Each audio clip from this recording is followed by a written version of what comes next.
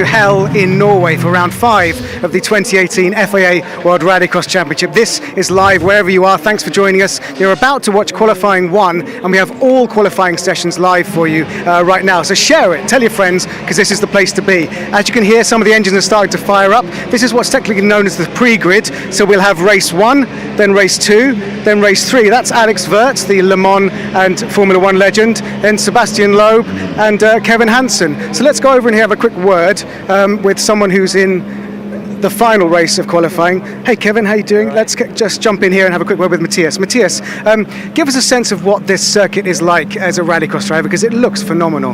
I think it's one of the coolest track, especially in terms of elevation. Start looks pretty normal, but immediately after 15 meters or something, it is a little dip. Then you go into turn 1, banked corner, and up to the Joker. You can't really see it, but it goes a bit up. Then you go down to turn 2, very slippery braking. And then you do a tight hairpin left, and then it goes a lot downhill. So they really feel that it's down. And then really hard braking on the bottom, and then it goes up very steep again. So that makes a huge difference from the perception of the speed. Then it's a very fast gravel left-hander, which is pretty cool. And the last corner, I would say, is the most unique corner of the championship, because you enter the corner and then it goes really steep uphill in the middle of the corner. And then once you're at the exit, you only see the beautiful blue sky and the crest, jump, and then you can say that was a lap.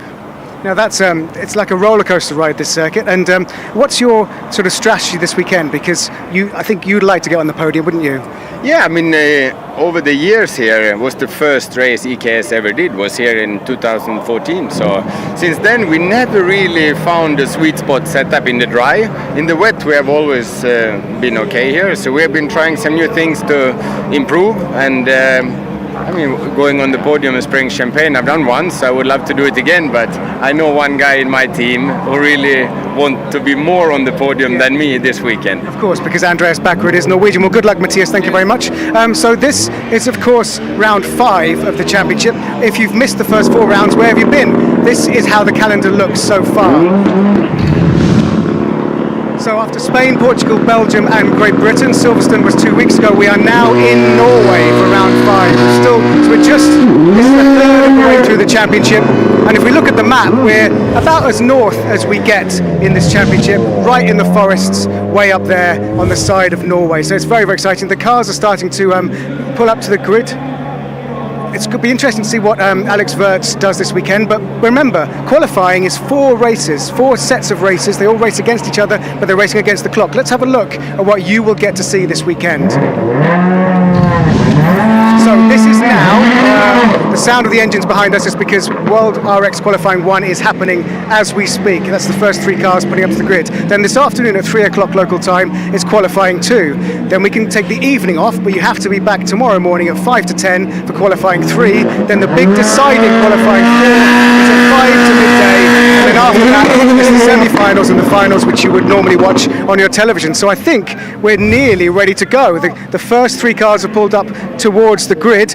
So let's go up to Andrew Coley and Guy Wilkes up in commentary, and make sure you follow everything. Any questions you have, #WorldRX, but enjoy Qualifying 1.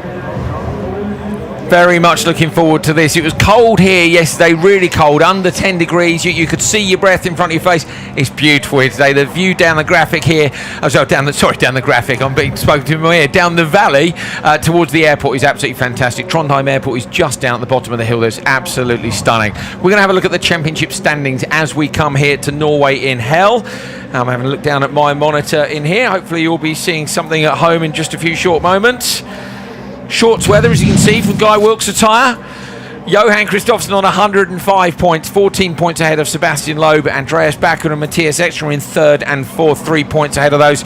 Solberg is equal with Ekström. Look on points. Timmy Hansen just 9 points back there. So the 6 manufacturer cars, yeah, okay, there's a spread of 34 points between them, but it's a lot closer than it was last year. And the fact is that the speed is there for all of these teams. So all to play for. We're a third of the way through, 8 rounds to go. Let's have a look at the grid for the first race of Q1 here in Norway.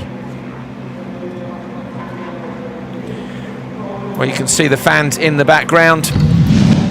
waiting for this one to start. The low rumble of the engines as Solberg, Bennett and Markland get ready to head down towards the first corner. Solberg has a great record of winning all his Q1 races so far this year. Let's see what he can do here. Really, I think he should get the job done. Now, as Neil said, my name's Andrew Coley. Alongside me is Guy Wilkes on commentary. That is Petter Solberg. A slight nod to the marshal. He pulls on the handbrake, gets the launch ready to go. We're going to get qualifying underway for round 5. Oh, good launch from Bennett, a bit sideways off the line, so Solberg gets better traction. Markland gets pushed out towards the side. Solberg's got the whole shot here. He can choose whether Joker or not. Lines the car up for the standard line. Markland from the outside of the grid heads out onto the Joker lap. Yeah, Markland was a bit hesitant there off the start line, and I don't really know why, because he did get left off the start, and his real option was to go the Joker, but he did actually think about going into the standard lap. But as you can see, Petter Solberg back to business. I did notice on the start line there, he was still wearing his GB gloves. Yeah, that's a big mistake at home, isn't it? Yeah, absolutely. So Oliver Bennett behind. I saw Bennett this morning. He's learning the sport. He's in a good car here with a good strong engine. We know that. He said he was losing through these last 2 corners 1.5. So through the course of the lap, he's losing only a tenth or 2 in the first 2 sectors. And I said to him, look, who's in your first race? And he said Solberg. And Guy, he decided he was going to go with Solberg on the first lap, whatever he did. And I think when you're learning, despite the fact Solberg's now a little way in front, it's a good tactic, isn't it? Yeah, absolutely. You just want to hold on to somebody who's in front of you, who has more experience. And okay, we don't know how good Oliver's car really is, but at the same time, we know that the VW is very, very strong. So if he can hang on to the shirt tails of Petter Solberg as he's setting this place alight right from the start, you know, he didn't feel that well in GB in Silverstone. He's feeling a bit better here, but let's hope he's on top form.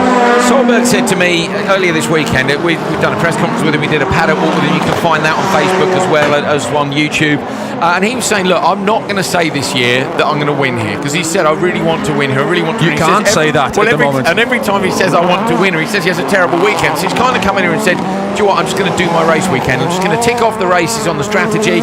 A good idea to remove the pressure of the home race? Yeah, live for the moment. It's a good lesson in life, isn't it? Not get too far ahead of yourself, don't trip yourself up, put excess pressure on yourself. He knows what pressure is, but at the same time, you just can't predict this at the moment, can you? He's come close, hasn't he, twice? Barcelona, I think he looked like he could have been on for the win, and of course he ended up in the wall with Ekstrom in turn 1. Him in his contact with his teammate as we see Solberg into the Joker, and typical Solberg style. Beautiful. Mint, lovely. But he's killing this, by the way. He's absolutely smashing everyone. He's on absolutely flying laps. He's done a 38.3 and a 38.5. You know, Bennett was saying he's losing the second half. He's actually losing 2 seconds a lap. Solberg, look at that. You saw the rear wheel of Solberg's car pick up when he dived onto the brakes, and the corner at the bottom hill was a little bit wider. We'll cover that for you in the next race. You'll be able to see some of the changes. Also, check this left-hander out. The Armco on the inside is different to how it was before. It's a different marker and on a different line, and we'll get Guy Wilkes to talk you through that during race 2. So up towards the line, the first race of the day is over. It has gone to Solberg. He maintains his record of winning all his Q1 races so far in 2018. Absolutely, and Anton Markland off camera, the first lap, he's had an absolute disaster there. He had a lap time of a minute, so he must have span or stalled or something off screen that we didn't see, either us or you at home. So yeah, he will not be pleased with that start. He will not. Race 1 done and dusted. We'll take a look at the target time for everybody else. That's a timing error, Andrew, actually. Okay, Guy Wilkes saying it's a timing error, so not a problem for Anton Markland. 2 minutes 40.417 for Petter Solberg. The timing screens will be corrected because Markland is in P2, Oliver Bennett is in P3.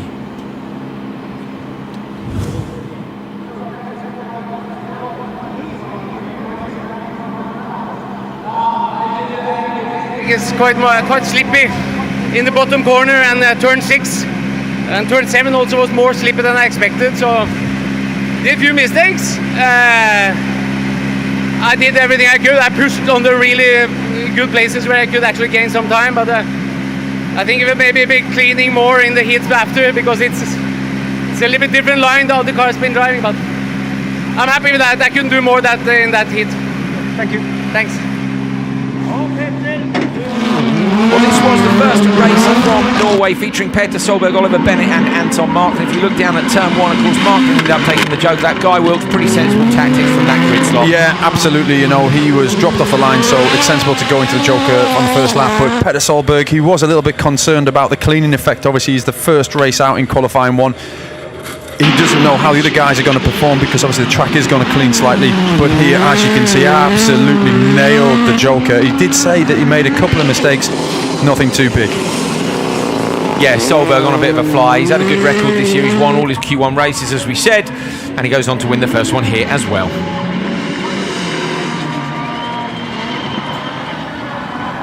Massive crowd here today. The weather is absolutely stunning. As I say, look at that. Not a cloud in the sky, just the flags of the multiple nations and the many people who've travelled here to see it. We've got helicopters taking off from the top banking up behind the track. It's a weird viewing area here. The fans are a long way back, but they go a long way up the hill, Guy, because it allows them to see down. And what you don't see on the telly is how steep this place is. Absolutely. You know, it is very, very steep, and the local crowd have gone nuts for another local favourite, who is, you know, Mr. Tommy Rustad. That's why they've gone berserk. Well, looking forward to seeing what Tommy can do in this one. Monster Energy Girls on the grid saying Q1 race 2, as you can see. So hopefully we'll be able to see the grid for this one.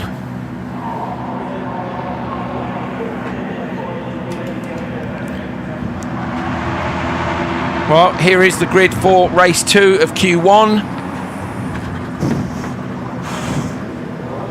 Or maybe not. Okay, Schiesrit still pulling up to the line. So Schiesrit in the GCK machine, slotting into P5 alongside his teammate. So Gregoire de Moustier on the inside. Joni-Pekka Raila is next to him. Tommy Rustad in the middle of the grid. Jérôme Grosjean and Guerlain Schiesrit are on the grid for this. Well, apologies, we're just having a couple of issues here, which means that Guy Wilkes is going to be unavailable for this race. So I'll be carrying it on my own. And we're hoping actually now Guy can come back in. Guy, welcome back. Hopefully, yes. I've got myself. Here, I can hear myself You're again. back in So the room. hopefully you can at home as well. Yeah, back in the room. Okay, good stuff. Right, I say apologies. We get ourselves in a row and ready to go as the cars are on the line. The marshals are going to give us a thumbs up. They will walk back from the grid. All very well organised here in Norway.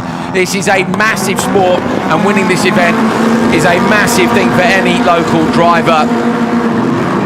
Oh, it's a bad start. Jérôme Grosjean and Schiesrit, both the pro-drive cars, got that very badly wrong indeed. Down into turn 1, Rustad looks like he's going to try and go standard lap, but he's run himself wide. Yeah, really bad mistake. You saw the crowd going nuts for Tommy Rustad. Obviously, he's another local Norwegian guy, as well as Andreas Bakkerud racing here this weekend. Made a cracking start. Schiesrit's off. Schiesrit's in the gravel, Guy. Where's that? It's up at turn 1 on the Joker lap. It is. On the inside the Joker, which is very strange to be on the inside. They had disastrous starts the whole weekend at Silverstone. Now Schiesrit's had another bad one here. It's just not going their way. Yeah, that car is not moving from the commentary position. And Grosjean just got going now off the start line. He's almost a lap down. So Grosjean has just passed the commentary position here in Norway. You're looking at the leader, Joni-Pekka Raila.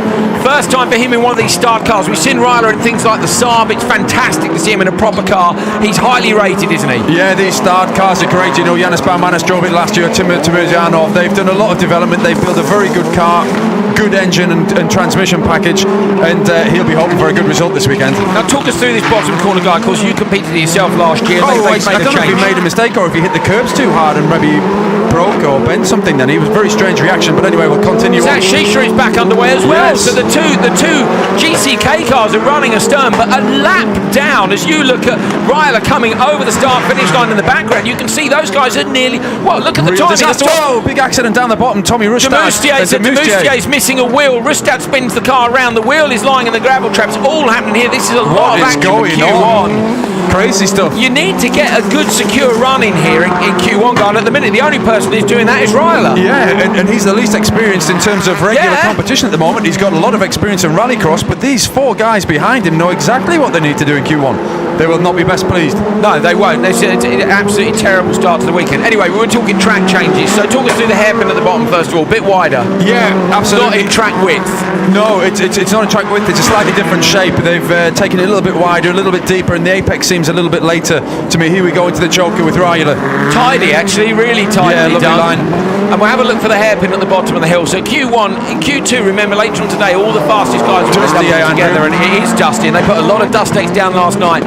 Watch for the line in the hairpin at the bottom of the hill here, and you'll see this curve. So the curve, you used to rotate the car here and quite tight, and they've extended the curve a lot further round. You can actually see the old white line on the inside the track. And they used to be a lot nearer that wall on the inside. Now look for the armco on the left-hand side of the drive. This corner's changed also. Yes, and it's slightly more open again, isn't it? Yeah, it was a real angle before over the crest. As we come with Ryler up to the finish line, he's going to finish this up, and he's got a stonking lead. Nobody near him. 11 seconds. Yeah, massive. 2:45.1 though. He's nearly 5 seconds off the pace of Solberg. So Solberg, in no danger here. Ryler will want to improve on that pace. But for me, the big issue, GCK. What on earth has happened there, Guy? It smacks of a problem for both cars when both guys get such disastrous starts. Oh yeah, Shishiri pushing hard there. Yeah, hot restarts or something like that. Sometimes the cars are difficult. I don't know why Shishiri ended up on the inside of the last lap. Okay, so the GCK cars cross the finish line.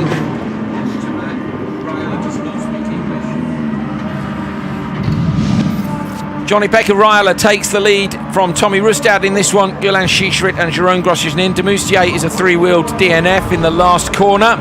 Solberg, as you can see, leads the session by 4 seconds, 4.2 in fact at the moment. Johnny-Pekka Ryler slots up into third place behind Anton Mark, and then it's Bennett, Rustad, Schischrit, Grosjean and Demoustier. That is an absolute disaster for them, and it will see them at the bottom of the timesheets for now. So what do you think there then, Guy? It is a disaster for them, guys, but it's absolutely great for Johnny-Pekka Ryler. Couldn't have had a better start, really. Got a clear run. Yes, it was 5 seconds down on Petter Solberg, but he's only a second behind Anton Markland. He's a good peddler. What do you think is the difference between the Saabs, which are slightly older, bigger car? Okay, we're going to have a look at the replay of the race first of all, but the Saab, the slightly older car, is now at the start. On to race 2, this was the start. Both the ProDrive machines left at the line, no good for them. Just out in turn 1, had tried to go around the outside. This was actually him taking his Joker lap later on in the race. And he then had contact in the background here. So have a look, Gregoire Demoustier runs the car wide. And then Rustad, in fact, did well to avoid him. So Demoustier had already lost the wheel, it seems. So the wheel must have come off earlier. Maybe Demoustier hit the barrier on the inside. Who knows? But Tommy Rustad, actually very unfortunate for that to happen right in front of him. But these two guys in the GCK cars, they're having a race of their own because of problems. They couldn't get one car started on the start line that stalled, and Gulan Schischrit ended up on the inside of the Joker there, as we see it, on the gravel, parked for a long time. Ryler taking the win in this one, a little way off the pace, needs to get used to that new car. Okay, so that was pretty carnage, to be honest, for a Q1. So Q1, Guy, is always... The racing isn't necessarily that tight in Q1 because the way the draw works, we see the top drivers spread through between the different heats within the qualifying session. So we'll see them get closer in the other ones. But for me, you need to stay out of trouble in Q1. Absolutely. Exactly. Absolutely. You need to stay out of trouble. Don't trip yourself up. Alex Wirtz is on the line. His first race in the FIA World Rallycross Championship. Told me this morning his first time driving on gravel. This is a guy who's had podiums in Formula 1 and has twice won the 24 Hours Le Mans. But he said to me, he's come here to challenge himself. He knew it would be hard. He knew he didn't know what he was doing. And he said, do you know what as well? He said, I'd forgotten. He said, I got down to turn 1. He said, I was tight. I was not relaxed. He said, mate, he spun it on turn 2 of his outlap. And he said, I thought, what are you doing?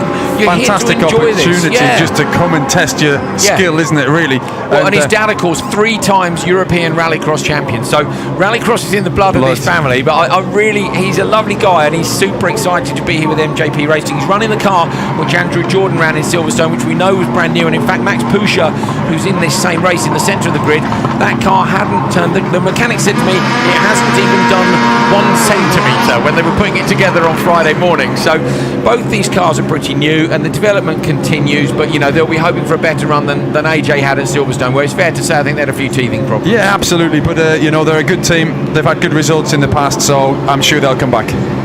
Right, we're going to take another look, as you see Demoustier's car going back to the paddock. We're going to take a look at the incident between him and Rustad. So have a watch for the crest, which you'll see in just a moment.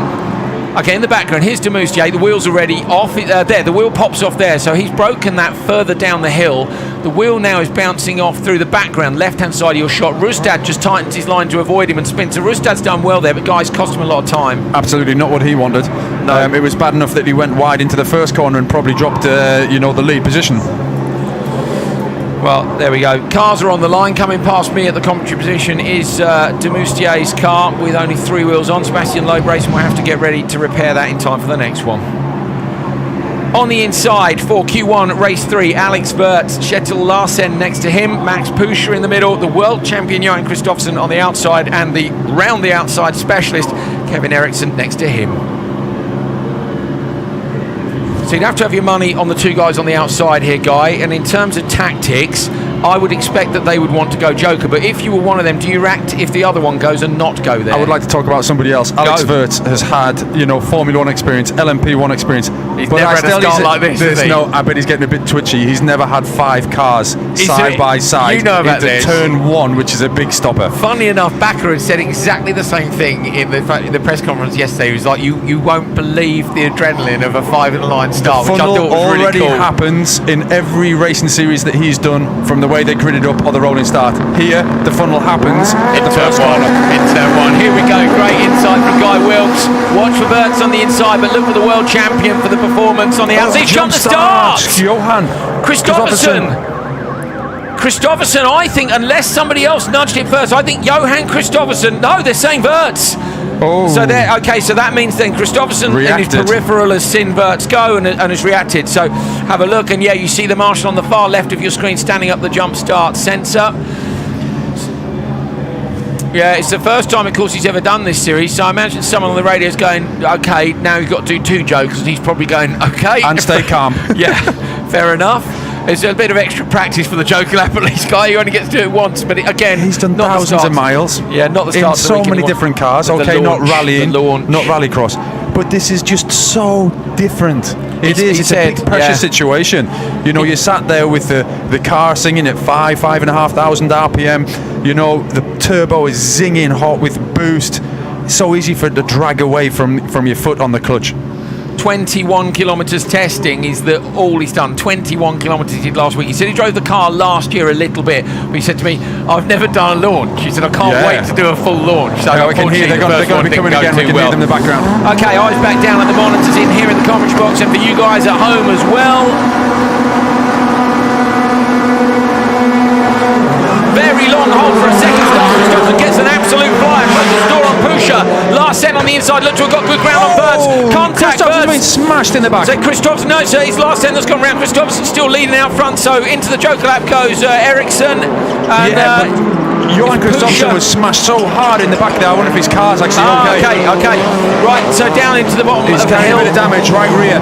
Okay, Kristoffersen then on the way up the hill with a bit of smoke coming up as well. Great spot, Guy Wilkes. There is damage to that car. It's not tracking the right way. But hopefully it's just tracking and the wheel's not moving. Yeah, can we see the rear corner? Yeah, so you can see the rear corner of bumpers missing. Let's see if we can stay on the rear shot and see whether or not we actually see it. Yes, the whole corner of the bumpers missing. It's pumping as if the dampers may be broken. It's just pumping it a little bit as it came up the hill. So Kristoffersen then with a hampered car. Tell you what, check Petter's best lap time and let's see whether or not Kristoffersen can get anywhere near that. Of course, he won't off the start. Kevin Eriksson is in P2, 4.4 down, having jokered. Wirtz has taken the first of his joker as Pusher. Larsen, of course, who was spun in the first corner. We'll have a look at the replays and try and figure it out. Yeah, but we're getting a little bit too much carnage for the top drivers liking in this first qualifying. That's why they don't like this random draw. Yeah, exactly. They want to be in, don't they, with the other guys who they rate as the quickest and possibly also the most careful. And that sounds a funny thing to say, but you'll know what I mean by that, Guy. Yeah, absolutely. It's you've got to have a little bit of caution. But Johan Kristoffersen coming over the line now with a 38.4. So yeah, he's bang on Petter's pace, 38.36. Petter did before, so he's there or thereabouts, but it did look like it was pumping a little bit, that car, to me. It might not have a big problem, but it could have just been the undulation, but it did look. Wirtz a bit deep up in turn 1. That's more of a traditional racing line if you're looking for great exit speed, but slightly shorter track here when it's only about a kilometre long. Kevin Eriksson at the bottom of the hill. Pushing very hard, Kevin Eriksson, but he's still a second a lap slower than Johan Kristoffersen. Just shows how quick they are at the moment, the VWs. Max Pusher's just come past the competition, seems to be losing a fair bit of time. He's a long way back behind Larsen. Up into the joker lap goes your race leader Kristoffersen. He's sideways but tidy on the exit. Nicely done.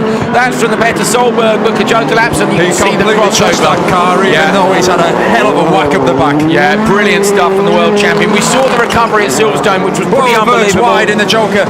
Yeah, and turned it in the car completely neutral. You have to get the car turning sideways. That's a lack of gravel driving, really, that we're seeing. And that's there. what he said, isn't it? admit that he hasn't done any gravel work at all. Here comes Kristoffersson up towards the finish. The target time of Solberg is 2:40.417. Bottom of your screen. That's what Kristoffersson's aiming for, to depose his teammate at the top of the table. I'm not sure it's going to be enough. It's going to be close. 2:39.9. He does it by just 0.5 of a second. Kristoffersson goes to the top of Q1. And we've got 2 races still to come. Good job by the world champion, despite that touch in turn 1, which hopefully we'll get another look at in a minute. Yeah, absolutely. It was great to block it out of his mind, you know, because that was a hell of a... It wasn't a tap, it was a whack. He blocked it out of his mind. I must admit, I thought you were talking about Larsen, who's been spun round, so... Let's see it. We're going to see the result first of all, and we'll be able to tell you where these guys have slotted in. So Kevin Eriksson looks to have done a pretty decent job there. Everybody else, I think, fairly well off the pace. Let's take a look. Pusher crosses the line. His only World Rallycross outing this year. Still the crowd enjoying the sunshine. Hopefully going to last for them all weekend. Not looking quite so hot on Monday. Okay, we're going to go and have a chat with Neil Cole instead of having a look at the result right now. Kristoffersson has just pulled off the side of the track and he's with Neil. Johan, you managed to get the quickest time so far, but I'd have thought you would have hoped for no trouble in turn 1 this time. Yeah, and it was almost without any trouble. I had a very good launch. I actually get some feedback from Petter about the start line, so very good launch. A little bit of a struggle in T1, but not much. From there on, felt good, but I'm not sure if it's enough. The track is getting quicker and quicker for every lap, but I did everything I could, and anyway, a very good Q1, especially considering the start position I had. Thank you. Thank you. Well, here's a look at race 3 from Q1. Johan Kristoffersson got a great start here and moves across, but look on the inside, you've got Wirtz who has contact there with Larsen, and Larsen actually looks like he was rotating round to hit the back of Johan Kristoffersson's No, watch it from this point of view. Boom. Oh, he does Big hit hit hard, in the doesn't back. he? So in fact, it's almost Larsen touching the back of Kristoffersson that's spun him round rather than Wirtz on the inside. Yeah, absolutely. You know, and it grabbed on the back of Johan's wheel as well, which would unbalance the car. Exactly what we saw happen to Johan, of course, when he touched the back of Solberg on the way down to turn 1 in Silverstone. So Johan Kristoffersson doing a good job here out front. He was pretty much in the clear, guy, and you know that was thanks to Max Pusher, of course, hasn't done so much rallycross this year. So Alex Wirtz is still learning it, and a super tidy Joker. Joker. Corner sorted it all out, and that's where it all stopped because people had to deviate and take different lines, and somebody had to go to the Joker. So Johan got a clean race, but let's be fair, you know, he's the most experienced and he's a world champion. We wouldn't expect anything less. Good job by Kristoffersson in front of the packed house here in Norway. They're going to go mad in this next one because Andreas Bakkerud is on the line. Bakkerud, of course, the only man to have had a clean sweep in the World Rallycross Championship 2 years ago. Bakkerud won every single qualifying session. He won his semi-final, he won his final. That's 30 points. Lots of people have had 30 points, but they've never, ever won all 4 of the qualifying sessions as well. He did that. So at the end of the year, we gave him a fitting trophy, which was a gold broom for the clean sweep. He was actually very, very pleased indeed. If you want to hear the story about what he did to celebrate, it's in the paddock walk, which we did on Friday. So he was in full entertaining form. What form is he going to be on today? Here's the grid then for race 4 of Q1. Sebastian Loeb, you don't even need to know anything about him, do you? Next, Andreas Bakkerud, Timur Timizyanov, Rennie Munich and Robbie Larsen. So this is a very good lineup, but trust me, race 5 is even tougher. But a tough one, I think, for Bakkerud and for Loeb here, Guy. We've seen the other drivers so far been spread out against some of the guys who don't run quite so often. 5 different manufacturers in this. Rennie Munich went brilliantly last weekend at Silverstone in America's Rallycross brand new series run by IMG. He was up in P3 overnight against the factory Volkswagens and Subarus from the States, so he did a great job. Munich's on form. The Seat chassis is looking really good, but I think it's safe to say all eyes on Bakkerud for this one. The marshals walk back. It's focus time for these 5. Spoke from the back of the EKS car, but we've seen that a lot this year. Brilliant even start on the inside between the Bakkerud's going to try and edge him. Surely he'll go Joker. He does. Bakkerud goes deep to the Joker. Timizyanov on the handbrake, trying to go around the outside of Loeb. Loeb's ahead of him. Tag from the back, maybe from Larsen. Loeb holds on in the Peugeot, turns the car into the left-hander. He's followed by Timizyanov and Larsen, but Bakkerud straight to the Fantastic Joker. car control by Sebastian Loeb to sort that out. We've seen it before from Andreas Bakkerud, but it's not what you want on the run down from turn 1 into turn 2. But Andreas Backrud is taking Joker. Is his strategy going to pay off? Because he had a great drag with Sebastian Loeb, but just not quite enough, and he didn't want to get into a bit of a battle. No, and he got it, didn't he? He got the whole shot into the Joker, which here can work it well in lap time, but it also works well, doesn't it, if the people on the standard lap squabble. And although that wasn't the worst squabble, it will have cost them a couple of tenths, won't it? It's going to play into Andreas Backrud's hands now. Look at that! Robin Absolutely Larson fully sideways. Yes, Robin! Fully lit, but he still can't get out in front of Backrud. So Backrud with a tidy first lap, but Larson's on an absolute mission. Yeah, he drives like that, doesn't he? You know, Yeah, he's aggressive. He wants to give it a go. He's not going to die wanted, is he? That's wondering. That is a proper Joker lap, isn't it? He's just gone in there and you say, just send it. On board with Andreas Backrud, you can see how dusty it is. This corner's changed for this year. In there's a bit of a bump. It's sticking out a little bit. Listen to the gravel under the car too. Gives me an idea, doesn't it? How loose the gravel still is. Squashes it, yeah, and then on the brakes hard down the first corner, a little bit of handbrake just to get the weight transferred. The back of the car turned out and around the front. For a lot of dust, Andrew. There isn't, and the sun looks bright in the dust, doesn't it? You can see that from the camera with the sun shining through the dust. It's really, really white and hard to see through. You can see Not that nice from in the car, you know, when it's like that. Sideways to backward, maybe a bit too sideways, but still out front and leading Timozyanov, the only driver not to a Joker. Remember, it was Timozyanov, and Loeb. Timozyanov, the only driver who came close to beating backward. Timozyanov is the fastest man on track at the moment. Interesting. So Timozyanov's on a fly-up.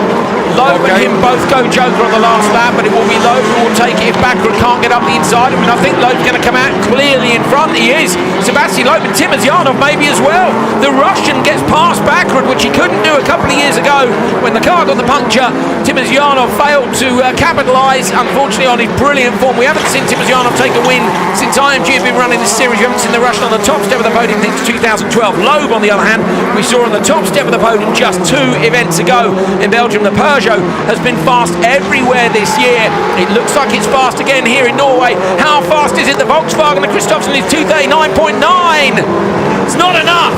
0.3 of a second back from Loeb. But boy, does that Peugeot look nice and balanced. Easy to drive, you think? It looks completely underneath him. He looks at ease driving it. So Backrud, having got probably what he wanted, you know, straight to Joker lap first. But then we saw he was a little bit sideways in the hairpin as well. Just wasn't quick enough on the lap times. You can see it. Great race there. Here's the result of it. Loeb takes it with the 240.2. Christopherson is just hanging on at the top of the table from Timozyanov. Backrud, Larson, Munich in that one. Here's where they slot in. So Loeb goes P2, Timozyanov, Backrud, Larson at 4th, 5th, 6th. It's very close across the top of those guys. We're going to go down and have a catch up with Neil Cole, who's with Sebastian Loeb. Well, Sebastian, second quickest so far, and for once you weren't having to sweep the gravel clean. It was okay. It was a tough fight in the first corner with Timozyanov, but I made some little mistakes, but overall it was quite a good drive, so not too bad to start the weekend. Well done, thank you.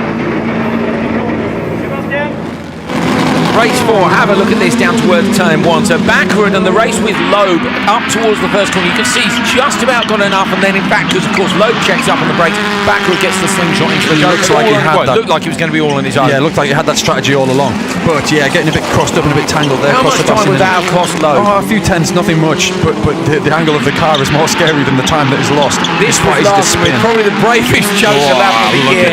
Hashtag just send it, and he absolutely did on the handbrake and in. Couldn't get out there in front of Backrud. At this point, we thought Backrud was on the best strategy. Yeah, we maybe did, but the track was getting cleaner, but it's also getting more dusty, bizarrely. So yeah, that was playing into, or not into the hands of these drivers, but Sebastian on the last lap of Timozyanov, obviously following it down, and Andreas Backrud knows right now. There's nothing but look at that. He can see from the left, he knows he's lost out to P2, and then unfortunately down to P3. So Backrud still with a good start. You know, the fans will be pleased to see he's up there and on the pace. This is the dust. Guy Wilkes was calling it. You can see the visibility is actually pretty tricky. They put a lot of dust decks down last night too. One more race to go in Q1. And the lineup in this, considering it's a random draw, is pretty epic. Epic is an understatement. Yeah, If you've This been is through almost it, like a final. But do you know what? It's one of those ones where if you get this in the draw, you're in two minds. Because on the one hand, you've got a tough draw. You've got 5 very good drivers. On the other hand, tactically, you can do whatever you like because you know it doesn't really matter if you come out behind someone from the Joker. We've got 5 sensible, really experienced drivers. Timmy Hansen on board, just doing his tyre scrub there, his tyre clean. And the tyre clean here, Guy, how short is it? And there's a wall right in front of you. Yeah, it's you've got to be quick getting off the clutch to get the wheels to spin, but also getting back onto the clutch so you don't stuff it straight to the wall. Imagine you look a bit of a dummy if you do that. That would not be ideal, would it? Oh, Marshall looking underneath Baumanis' car there for some reason. I'm not quite sure what that's for. Indeed, they are.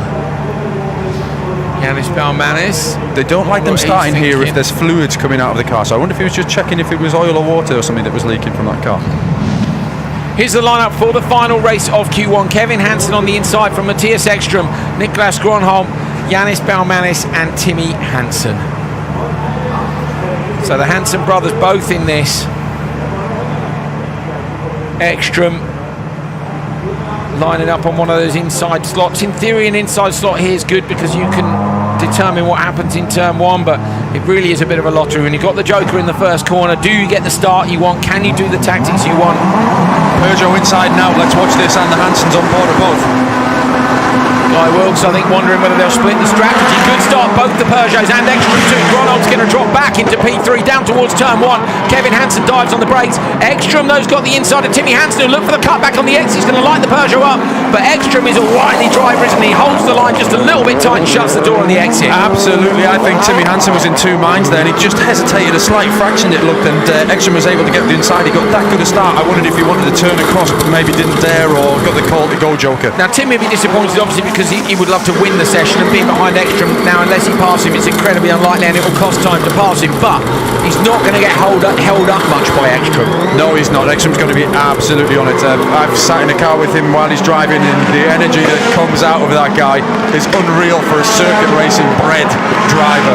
He's so big energetic. Inputs, isn't it? Yeah, big inputs on gravel and big confident braking. Hands, steering wheel, handbrake. It's brilliant to sit alongside and watch. Yeah, absolutely lit.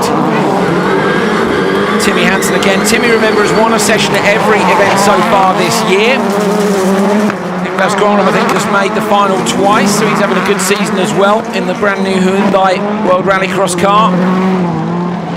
Ekström backs it in over the crest and then down towards the hairpin and in, keeping the car nice and straight on the exit here, Guy. They're not using too much steering. What are you thinking lap times wise? Yeah, Timmy Hansen and Matthias Ekström are actually, on the money, but we've got Niklas Gronholm going in the Joker now, so we're going to see. Where's he going to come out? Ekström's going to get him. Ekström and Hansen are both going to get him. He could be close with Hansen, but I think he's going to slot him behind. Not going to see him until he comes through the dust. It's close between them. Gronholm's going really well this year. Yeah, he's doing a great job. He's really coming of age, if you can say that. He's a great guy, and he's driving just coming on leaps and bounds. Big difference there in Baumanis' style, but a handbrake on the way in, early on the gas. Also in the way that Ekström turns the car in over that crest compared to Hansen and Gronholm behind him. Completely different. He's really sideways on the crest. Yeah, which you don't, but he's so good at adapting. Matthias Ekström, rally, circuit race, rallycross, he's got the lot. Kevin Hansen into the Joker lap. Is he going to manage to edge Ekström? It's a good run from Kevin Hansen. Has a look up the inside. Kevin Hansen's going to get Matthias Ekström. So Kevin Hansen could be on here for a qualifying session win in World Rallycross. So Timmy's managed to sneak up the inside too after that moment. So what can Kevin do here? 2:39.9 is the target time. I'm not sure if Kevin's ever won a qualifying session in the World Championship. I don't think he has. Can he win this one here in Norway over the crest to the left? He's just got to go right and get on the gas. But I don't think he's got enough. 2:39.9. I think they're going to be a little way off. Might be closer than I think. No, it's going to go. 2:41.7 for Kevin Hansen. Wins the race with a great Joker strategy, but that's going to drop him down about P4. So in fact the earlier races have gone quicker, and that last race, for whatever reason, Guy, hasn't managed to get the job done. We think actually looking at the time in there, he's going to drop him behind Timmy Timizyanov. Kevin takes it 2:41.3 from his brother Timmy, Matthias Ekström, then Niklas Gronholm and Yanis Baumanis, and there you see the evidence. So 5th place for Kevin, 6th for Timmy. Look, Ekström drops in behind his teammate Backrud by just a couple of tenths after getting mugged on the last lap there by Kevin and Timmy. So he's dropped down the places, but it is Kristoffersen, the world champion, the 3-time winner so far this season, who has taken the session here in Norway. It was a great effort by Petter Solberg though. Race 1. Yes. That track cleaned, okay, yes, Yeah. it was a bit more dusty. You but wonder about the dust, don't you? Like, it was just a strange one. You couldn't pick a theme in terms of the timing through there. no, the VWs are on it though. Last race then of Q1, and this one featuring 5 very fast drivers.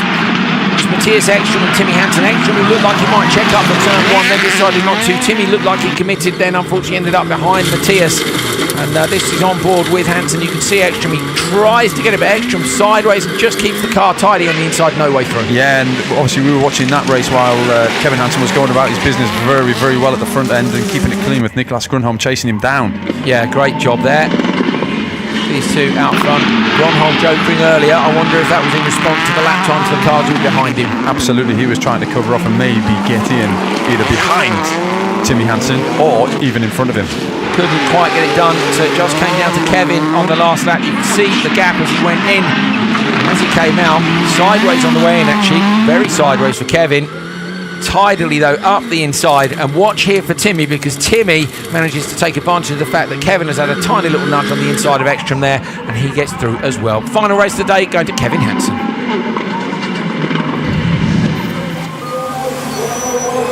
Okay, so those would be your standings, but they're not quite working for us right now. So here they are, that's better. So Johan Kristoffersson with 50 points in Q1. Sebastian Loeb is in P2, Solberg P3, then Timozyanov, Kevin Hansen, Timmy Hansen, Andreas Backrud and Matthias Ekstrom. So I think of note there really, Timozyanov up in P4 with a Hyundai. Great stuff. Niklas Grönholm, Larsen, Eriksson, Baumanis, look, Wirtz, you can't see on that list, he's a little way further down, but Neil Cole is with him now, so we can hear his thoughts on his first rallycross race. Well, I've made it down into the paddock in MJP, and it's great to see. Oh, can I just shake you by the hand, Alex? Your debut in rallycross. Just tell us, has the adrenaline settled down yet? Not quite yet, but I really enjoyed it, to line up and then this explosive start and everything and contact. This is really cool stuff. Fortunately, caused a jump start. I had difficulties already on the pre-grid with selecting gears, and then through the race I only had 2 gears left, first and second. So lost a lot of time with that, and the extra choke lap. Chassis feels good, and I start to get into the groove. So just bring on heats too. So it's like a classic rallycross baptism of fire, because double joker, jump start, problems with the car, gravel, all in one race. So now you've got that out of the way, you can really start to pick up some speed. Well, hopefully. I need to go into the semis. Anyway, let's see how the days unfold. I'm really happy that Max Bucher and Team Austria gave me the opportunity to be here. Thanks for IMG and World Rallycross to have me. It's super cool. I'm excited, and I'm just in the process of really falling in love with it. Oh, fantastic! Now we can have a little look at your race. If you wanted to see where you sort of could talk us through. Of course, this you had a jump start, so you had to do 2 jokers. Yeah. So my first start, I decided to go quite safe at the launch. Then those guys in front of me spun, so I decided, okay, I go joker because I had 2 anyway to do. Then I was behind Max. So I said, okay, I keep 1 car length space to my team boss, I guess. Quite wise. Don't bite the hand which feeds you. And then he had a little issue, so I went past him. And then already the gearbox started to play up, which is a shame. And the last lap over the last hill, I just struggled at all to come up. So again, big time loss, but anyway, it doesn't matter. A lot of fun, and I think quite a few issues and all the hits. So hey, maybe I can still manage to put it together.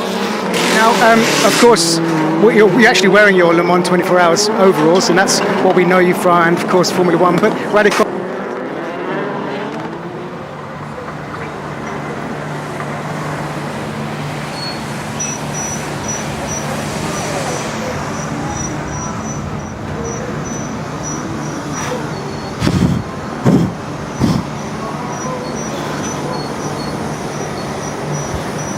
Yeah, sorry about that. We've lost our interview there, and just a problem with one of the RF cameras. So as you can see, we're looking at a crowd shot at the moment, and obviously people are filtering away after that. Absolutely fantastic, and well, lots of carnage really in the first qualifying heat. So here we have the opening ceremony. I don't know if this is a traditional Norwegian thing that we're watching, or if it's just a local band. Yeah, they've lost a few musketeers, I think. It's great. The local people really love this happening so far up here in Norway. really get involved. The whole town, the whole area, embrace it. And we've actually got the camera back up and running, so we're going to be going back down to Neil Cole and Mr. Wirtz. Here we go. Well, sorry about that. We're having a bit of technical issues, but we are still here in the... If I stand up on these tyres, I'm nearly as tall as Andrew Coley and Alex Wirtz. Now we can start crashing. Did you get the quickest qualifying time just for running down from the commentary booth? I think you did. Well, I like to think it was quite a stylish run. One of the Norwegian fans shouted, don't go too fast or something as I ran through the paddock. I was like, sorry, and quickly came in here. But yeah, a fantastic first experience, I guess, and the adrenaline of a rallycross start fully there. 5 cars in a line is something pretty special. Yes, and now the adrenaline is just changing into love because I can't wait for the next go and wheel bang into turn 1 or bodywork bang into turn 1. Wheel banging we do in single seaters. Anyway, it's also a bit frustrating now with the gears. I wanted to show a lap time already in the morning. I can feel the chassis now with big changes overnight. It suits now my style. I can feel that we can come closer, and don't forget we're still a privateer team.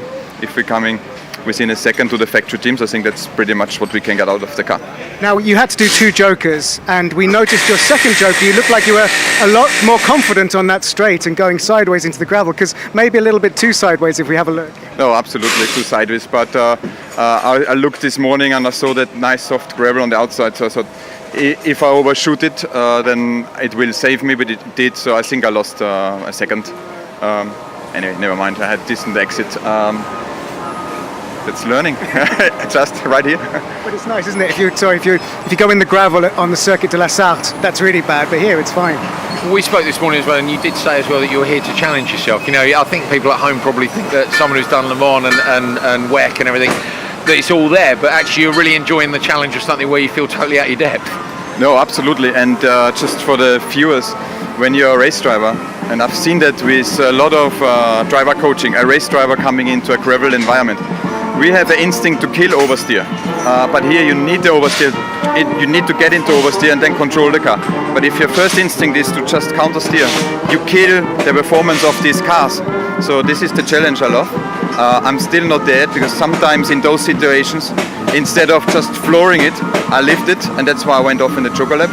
But it's again that instinct stuff, and this is my challenge to overcome that and get fully into these cars. And then I think the next level of enjoyment and lap time performance will come. Now, that's your challenge. Of course, these guys have got a challenge. We can hear banging, clattering, the engine's open. Do you think they've got a chance to fix the gearbox? Because as you said before, you were stuck with 2 gears. Will they get it fixed in time for qualifying 2? I haven't talked to them because you talked to me. Don't worry, it's not an attack. I will check because I really hope they fix it. They're a really good car crew, super team. So if anyone, they can fix it. Would be a shame to miss it, but anyway, it's life for this rallycross. Well, we'll let you go and speak to your engineers, but honest, Alex, well done, thank you. And I'll step down a bit here. Andrew Coley's still with me. So you're live with us. Thank you very much for joining us. Make sure you share what's happening. But of course, tomorrow we're live on TV. The listing should be on the screen at the bottom. Go there, find out where you can watch it, where you live on proper telly. But for now, we're live streaming, and this is what's coming up later today. Of course, qualifying 1 is finished. We've seen the result. Let's have a look at what's coming later today. So qualifying 2 this afternoon is at 3 o'clock local time. Excuse the noise, that's the wheel guns and the nut guns. Then we've got qualifying 3 tomorrow morning, which gives them a bit more time to repair any damage. I mean, next door from us here, we've got de Moustier's car, which is missing a wheel, so they've got work to do. Then tomorrow, just before lunchtime, 5 to 12, is qualifying 4, and then we're back on TV for the semi-finals and the final. So, Andrew, what's your assessment of the carnage here in Hell from the first session of qualifying? It's unusual to see so many people make mistakes in Q1. You get the draw, which means that the quick guys are not always in with the other quick guys. Sometimes you make a wrong tactic. Sometimes you make a wrong tactic. That can mean you get stuck behind someone slower. Then in the quick race there, we had 5 quick guys together and didn't go that well. So we're not really sure maybe you can hear us. We're not really sure how we saw the track develop. Normally we expect this place to clean because there's quite deep gravel. What we did see is a lot of dust, even though they put down a huge amount of dust X last night. I'd say it's mid-20s in terms of temperature here. There's no wind either, which means the dust is not moving. So possibly to get out in front, you maybe want to wait on your joker. A first corner joker here in theory is fast, but maybe then you're you're in the dust. So maybe we'll see people wait to Joker. If you get the whole shot to turn one and not sit in the dust, we'll see a whole nother session to come still today. Well, I hope all the drivers are watching, because that's really good advice right there from Andrew Coley. Thanks, Andrew. Good job in comms. Also, thanks very much to Guy Wilkes. I think you've got a job for the next royal wedding as well, Guy. But thank you guys for watching. Share this. Tell the world qualifying 2 is less than 2 hours away.